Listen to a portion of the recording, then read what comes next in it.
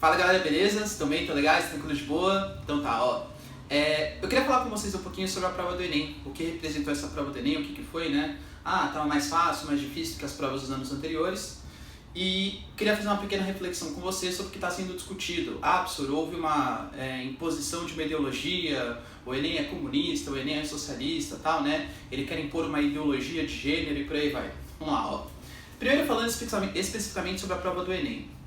A prova do Enem é uma prova chamada Exame Nacional do Ensino Médio e, portanto, ela deveria abarcar todo o conteúdo abordado no ensino médio, de acordo com o que é o ensino médio no Brasil, claro, com toda certeza. Essa prova representa isso? Com toda certeza não. É uma prova extremamente conteudista e é uma prova que é muito conceitual. Então, por exemplo, a gente vai pegar o caso de geografia, né, que eu posso ter mais propriedade para falar.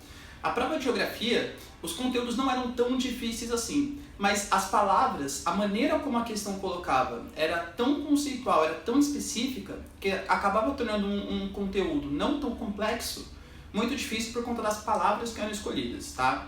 Então nisso acho que o Enem ele peca bastante. Se é um exame para associar o ensino médio como um todo, com certeza aquela prova ela não analisa o ensino médio brasileiro.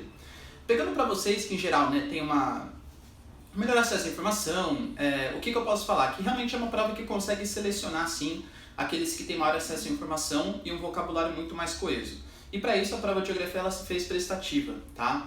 Se a gente comparar em relação aos anos anteriores, é basicamente a mesma formação, então a gente teve bastante geografia física, questões sobre solo, impactos ambientais. Eu particularmente achei que foi pouco abrangente, por exemplo, não cobrou muito mapas, análise de gráficos, tabelas, e também achou que faltaram alguns temas, por exemplo, indústria não caiu questões sobre energia, que são questões muito importantes para a geografia.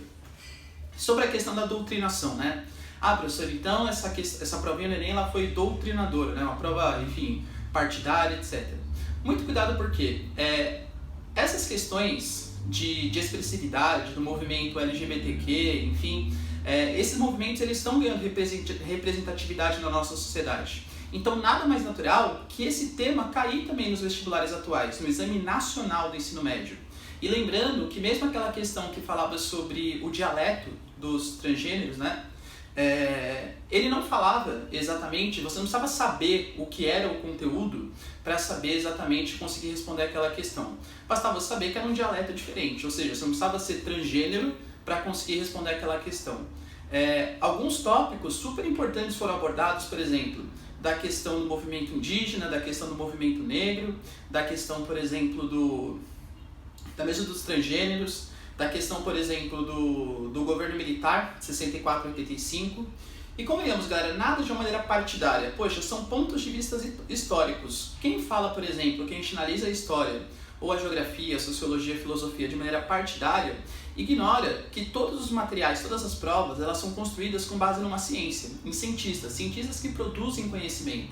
E esse conhecimento, ele tende a ter uma forma de padrão. A galera que interpreta a história, a galera que interpreta a filosofia, tem uma forma de pensamento ali, porque eles estudaram, se basearam em autores e tal.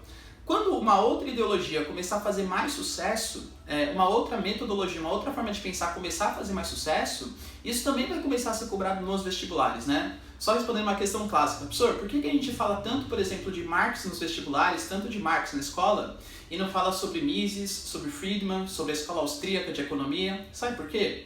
Porque essas escolas econômicas, por enquanto, elas não têm tanta representatividade como o Marx teve para o século XX, quanto teve para o século XXI. Poxa, convenhamos, galera, que o Marx ele mudou a história do pensamento crítico, ele mudou a sociedade, ele mudou o século XX, ele mudou a maneira como se estuda história, como se estuda geografia, como se estuda ciências humanas. Então ele é um cara super relevante, por isso que ele é mais falado, e não como uma forma de doutrinação, tá? Então muito cuidado quando você começar a propagar, né? Eu acredito que vocês não façam isso, mas quando propagar essas formas de fake news aí, meu Deus, o Enem está doutrinando, etc. Por quê? Porque o Enem está falando sobre a sociedade brasileira e você não precisava ser nenhuma minoria para conseguir estabelecer aquelas respostas. Tudo bem? Então é isso aí, galera. Espero que vocês tenham ido super bem no Enem e espero que vocês tenham curtido o vídeo. Se curtiu, se inscreve aí no canal e dá um like aí pra gente, beleza? Beijos, abraços e tchau!